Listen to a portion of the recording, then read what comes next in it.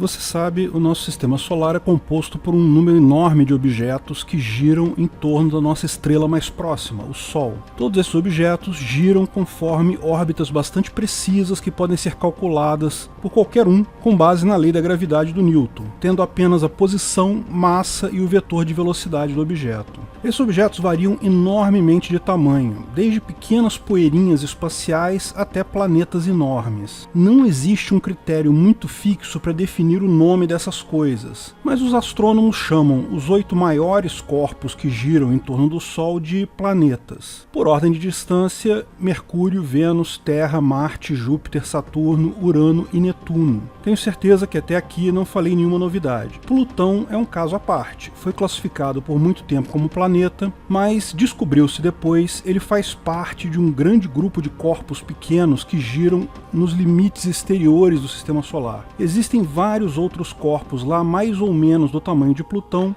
e alguns como Makemake e Haumea são maiores que Plutão. Se todos fossem considerados planetas, o Sistema Solar pularia para 13 planetas hoje em dia, com a possibilidade de outros 12 que ainda aguardam confirmação. A opção feita pelos astrônomos foi mudar a classificação de Plutão para planeta anão, junto com Ceres, Eris, Makemake e Haumea, e os eventualmente que forem confirmados ao longo do tempo. Portanto, nosso Sistema Solar hoje tem 8 planetas, 5 planetas anões. Mas isso gerou tanta discussão com tantos fãs que gostavam do planeta Plutão que a Associação de Astronomia Internacional resolveu mudar novamente e voltou a conferir o status de planeta para Plutão. Apesar disso não fazer nenhum sentido, apenas por uma questão cultural. Só que esse negócio de ir e voltar ficou tão confuso que hoje ninguém mais sabe a classificação correta de Plutão. Então fique à vontade, cada um pode achar que Plutão é ou não é planeta, você pode achar que temos 8, 9 ou 13 planetas no Sistema Solar,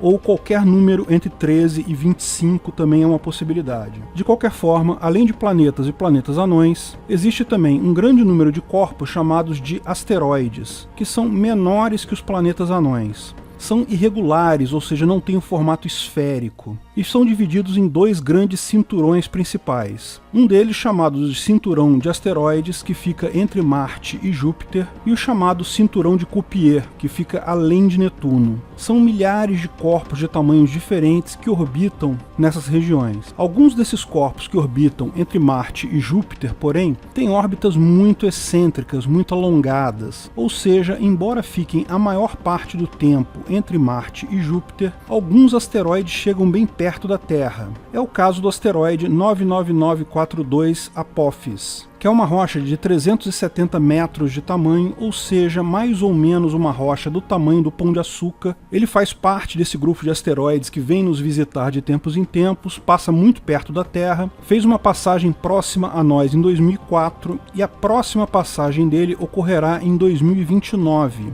quando foi estimado que existe uma chance de 2,4% dele vir a colidir com a Terra, causando a extinção de várias espécies, um problema seríssimo aqui. Será que o mundo vai acabar antes do Ancapistão virar uma realidade? E mesmo que não seja o Apophis, porque parece que tem outras medições que descartaram tal possibilidade, parece que agora não existe mais risco dele bater com a Terra. Mas pode ser que um dia um outro asteroide qualquer, ou cometa, venha a colidir com a Terra. Antes de continuarmos o vídeo, aproveite para curtir e se inscrever na página. Clique no sininho para ser avisado de novos vídeos. Sem governo, quem vai nos proteger do asteroide Apophis?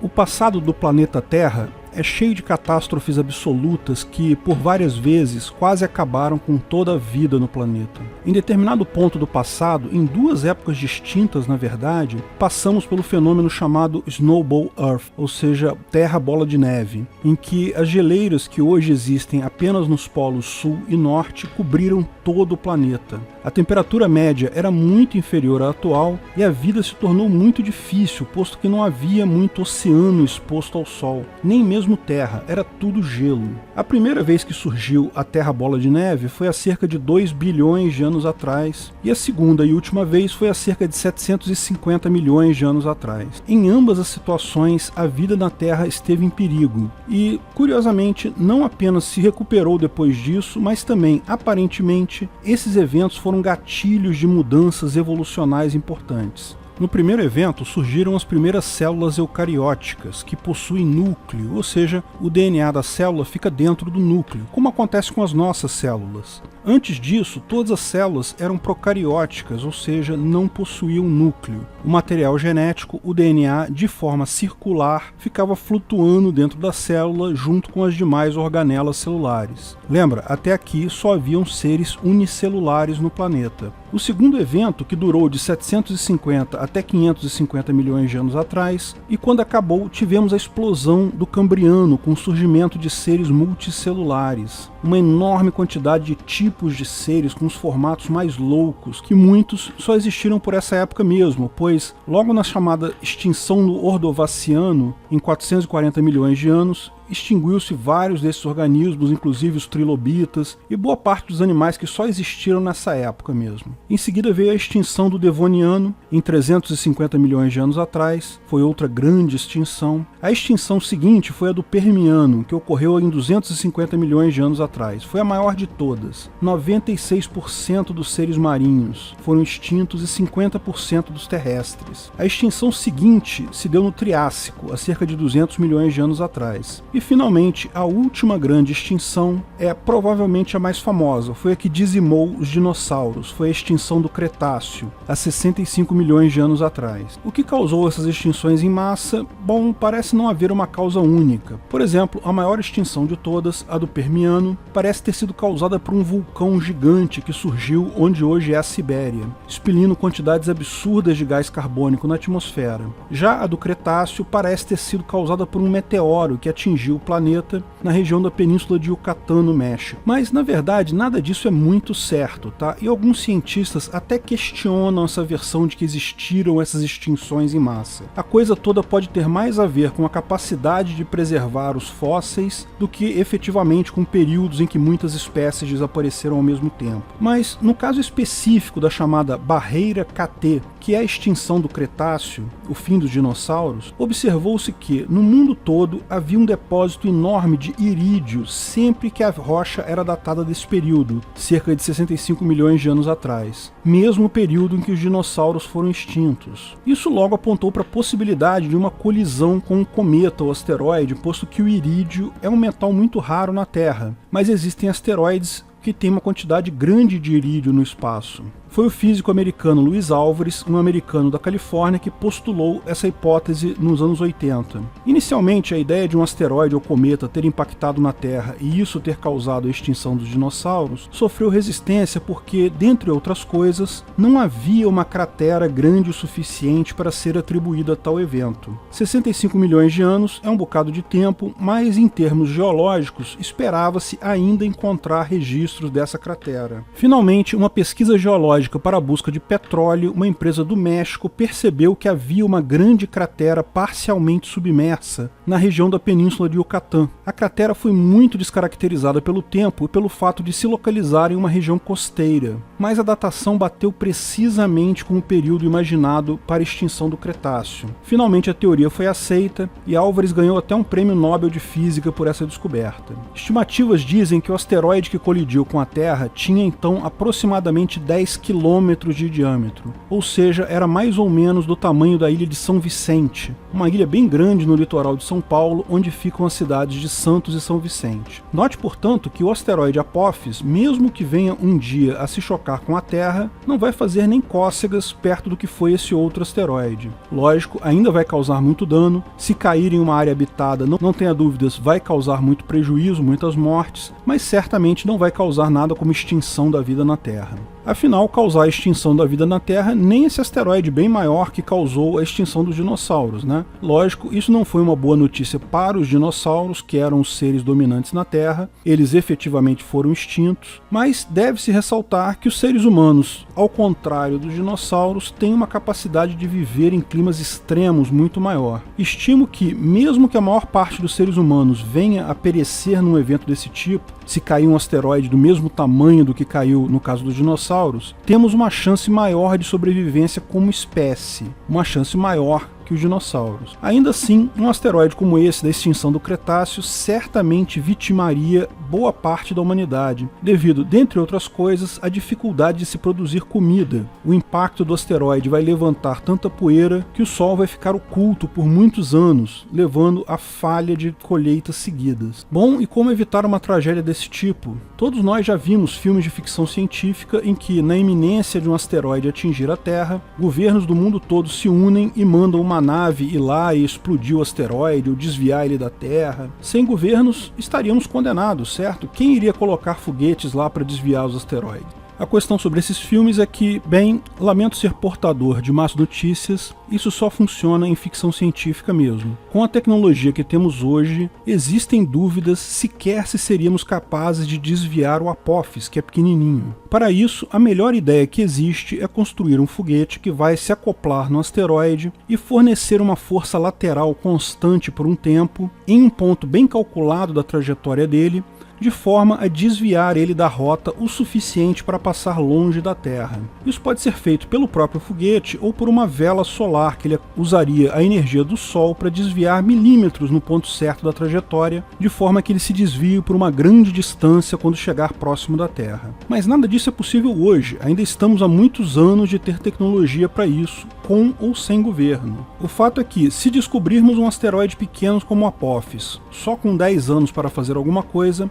provavelmente, com ou sem governo, não teríamos o que fazer. Lembre-se que o Apophis pode se chocar com a Terra em 2029. Se o Apophis for se chocar com a Terra em 2029, já é tarde demais para fazermos alguma coisa. Mas pior, se for um asteroide realmente grande, como o que vitimou os dinossauros, ou maior ainda, pode ser maior ainda. Isso fica ainda mais complicado, porque a quantidade de energia necessária para desviar esse asteroide estaria totalmente fora da capacidade tecnológica atual. Ou teríamos que detectar isso com muitos séculos de antecedência e começar a trabalhar desde já, ou não importa quanto os governos queiram fazer de alguma coisa contra isso, meu amigo, estamos enrascados nessa história. Explodir asteroides já na reta final de aproximação com a Terra não os desviaria o suficiente, e quebrar eles em milhares de pedacinhos provavelmente geraria uma tragédia ainda maior, porque a área impactada seria significativamente maior. A única chance que temos é essa, aproveitar os pontos extremos da rota do dito asteroide, quando ele estiver próximo ao Sol, no periélio, ou quando ele estiver mais distante do Sol, no afélio, quando uma pequena força pode gerar uma grande alteração na rota e nos livrar do problema. Então, o melhor que podemos fazer hoje é torcer para que nenhum asteroide desse tipo resolva fazer uma visita. No longo prazo, porém, é inevitável que, em algum dia, vamos sofrer esse tipo de acidente. A história mostra que isso é inevitável no longo prazo. Só ver a quantidade de crateras que tem na Lua. O melhor que podemos fazer para nos prevenir contra isso é avançar nossa tecnologia aeroespacial o máximo possível nesse sentido, de forma que, quando isso realmente se tornar uma realidade, tenhamos armas capazes ou de desviar o asteroide, ou de mitigar os efeitos desse asteroide na Terra, ou, em último caso, viajar com boa parte da população para outros planetas e vivemos lá por um período que a Terra vai levar para se recuperar desse acidente. E a melhor forma de avançarmos com nossa tecnologia é justamente pelo capitalismo, extinguindo o Estado. Os benefícios naturais do mercado garantem que a tecnologia vai evoluir com muito mais velocidade. Acredito que, na situação que estamos hoje, a solução mais rápida talvez seja mesmo a colônia em Marte. Mas, quem sabe, o mercado irá guiar nossas ações de forma ótima e certamente, se tivermos algum grau de sorte, seremos capazes de sobreviver a essas tragédias no futuro. E sim, o melhor é sempre investir em tecnologia de forma ampla, porque, de fato, não sabemos se será mesmo essa a tragédia que iremos sofrer. Pode ser uma outra tragédia que sequer suspeitamos hoje. Lembra, a pior tragédia de extinção em massa não foi a do Cretáceo, causada por um asteroide. Foi a do Permiano, que, até onde se sabe hoje, foi causada por um supervulcão. Existe um grande número de problemas possíveis no futuro. Vocês conhecem o campo magnético da Terra, certo? Aquele que faz com que nosso planeta tenha um polo norte magnético, que fica no hemisfério norte, e um polo sul magnético, que fica, você adivinhou, no hemisfério sul. Todo mundo sabe que isso existe, todo mundo sabe que é por isso que as bússolas funcionam, e alguns pássaros conseguem fazer migração de milhares de quilômetros sem se perder, usam tal campo magnético para se guiar, mas existem duas coisas sobre esse campo magnético que pouca gente sabe. primeiro é que ele é essencial para a vida na Terra, porque o Sol emite continuamente uma corrente de partículas carregadas eletricamente chamadas de vento solar. Essas partículas são muito abundantes e têm alta energia. Se elas atingissem a superfície da Terra, poderiam provocar a evaporação e carregar toda a água do planeta para o espaço. Mais que isso, carregaria toda a atmosfera do planeta para o espaço. Há quem diga que Marte é o deserto seco que vemos hoje porque, sendo um planeta menor que a Terra, o núcleo metálico dele esfriou, se solidificou, parou de girar e sem um núcleo metálico girando dentro do planeta, ele perdeu seu campo magnético. Daí, embora ele esteja mais afastado do Sol que a gente, o vento solar arrastou toda a atmosfera e água que eram abundantes em Marte no passado, foi tudo carregado para o espaço e ele virou o deserto que vemos hoje. Nosso campo magnético é algo essencial para a vida na Terra. A segunda coisa que muita gente não sabe sobre o campo magnético é que ele, de vez em quando, inverte. De tempos em tempos, mais ou menos a cada 200 mil anos, o Polo Norte e o Polo Sul se invertem. Como a gente sabe disso? Bem, a lava expelida por vulcões contém uma pequena quantidade de ferrita, que é um minério magnético. Quando essa lava se solidifica, a ferrita, como qualquer ímã, se alinha aos polos terrestres. Lógico, se alinha aos polos conforme eles estejam naquele momento. Se você pegar a cordilheira do meio do Atlântico, que é um conjunto de vulcões que tem debaixo d'água ali no Atlântico, que tem expelido lava por muitos e muitos milhões de anos, você observa a orientação magnética das rochas formadas lá e você percebe uma série de listras. A cada tantos anos, o norte magnético está no norte geográfico e depois muda. O norte magnético vai para o sul geográfico. O ponto é, nesse momento fazem exatamente 500 mil anos desde a última mudança, ou seja, já está atrasado. Essa mudança normalmente acontece a cada 200 mil anos. E o mais chocante, além de ser possível medir o campo magnético na lava, também é possível medir na cerâmica. Sim, potes de barro, porque a cerâmica também possui partículas de ferrita, que normalmente estão todas embaralhadas, mas quando a cerâmica é aquecida, no processo de queima da cerâmica, as partículas ficam livres e se alinham ao polo magnético da Terra. Como o tempo para queimar cerâmica é mais ou menos o mesmo, é possível medir com precisão a força do polo magnético. A cerâmica, lógico, não permite medir a orientação do polo magnético, porque você pode mover a peça de cerâmica depois dela fria, mas a força do campo magnético fica registrada, e medidas feitas em cerâmicas desde a antiguidade mostram que a força do nosso campo magnético está caindo abruptamente. Hoje ele tem um valor de pouco mais de 70% do que era na época do Egito Antigo, ou seja, há 4.000 anos atrás, e continua caindo. Veja, uma queda de 30% num período de 4.000 anos é um bom indicador de que os polos estão se preparando para trocar. Cientistas estimam que nos próximos 10.000 anos vamos passar por esse problema. Sim, é coisa de 10.000 anos, não vou ser eu nem você que vamos ter esse problema, mas nossos netos, bisnetos, tetranetos, sabe lá quem, é que vai enfrentar isso. Felizmente, eles já vão estar vivendo no Ancapistan, olha que beleza. Mas daí você pensa, pera um pouco, essa troca acontece a cada 200.000 anos, e os seres vivos da Terra então já passaram por centenas de trocas desse tipo, e nada de grave aconteceu. Por que seria um problema essa troca do campo magnético da Terra dessa vez? Ok, vamos ficar um tempo sem a proteção do campo magnético, vamos perder um pouquinho da nossa atmosfera, um pouquinho da nossa água, mas rapidamente o campo magnético se reestabelece no sentido contrário e continua a proteção nossa contra o vento solar, certo? Nenhum problema. Isso já aconteceu várias vezes antes. Ah, meu caro, mas da última vez que isso aconteceu, há 500.000 anos atrás, adivinha quantos aparelhos elétricos e eletrônicos existiam no planeta Terra? Exato, zero. Realmente, a inversão dos polos e o fato de ficarmos alguns milênios sem a proteção do campo magnético não impõe grande sacrifício para os seres orgânicos baseados em carbono. Mas ninguém sabe exatamente qual efeito isso vai ter em computadores, linhas de transmissão, geradores de energia elétrica. Já imaginou, daqui a uns 1.000 anos o campo magnético vai estar abaixo, tipo 20% da capacidade dele, de repente uma grande chama solar é ejetada pelo Sol e atinge a Terra em cheio, sem a proteção do campo magnético, frita todos os computadores do mundo. Olha, eu não sei se isso seria pior ou melhor que o asteroide, viu?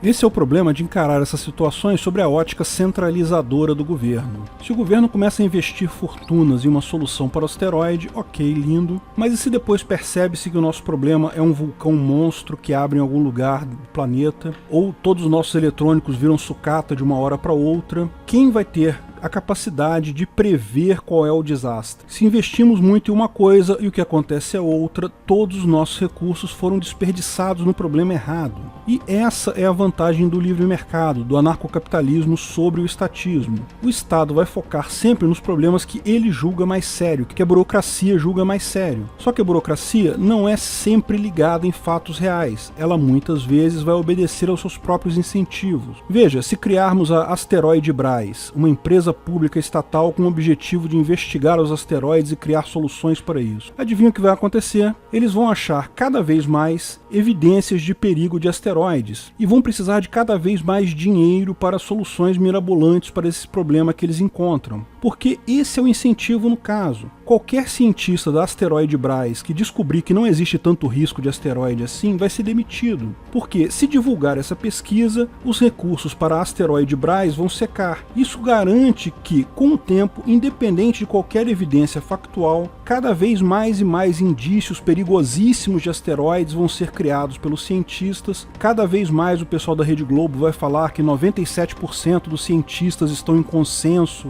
de que o asteroide é o pior problema da humanidade, porque se criou um ciclo de incentivo econômico para isso. É um ciclo retroalimentado. Soluções estatais têm essa característica, elas se retroalimentam. Quanto mais o cientista pinta o problema como pior, mais ele ganha dinheiro com isso. Por mais que cientistas sejam éticos, o incentivo garante que num grande grupo de cientistas, ao longo do tempo, o que vai resultar vai ser sempre o incentivo puro, ou seja, independente dos fatos, vai se atacar o problema que dá mais dinheiro para o cientista. É exatamente o que ocorre hoje com a questão do clima. Eu sinceramente acredito que o planeta está sim aquecendo e que isso é causado pelo homem. Mas quanto mais o governo se mete nisso, mais gera incentivos errados retroalimentados, mais faz as pessoas duvidarem desses resultados, porque o incentivo para os cientistas é sempre concordar com o governo, é sempre concordar com a tese que dá mais dinheiro para eles próprios. Em algum ponto, isso deixa de ter base real e passa a virar a própria burocracia autoalimentada.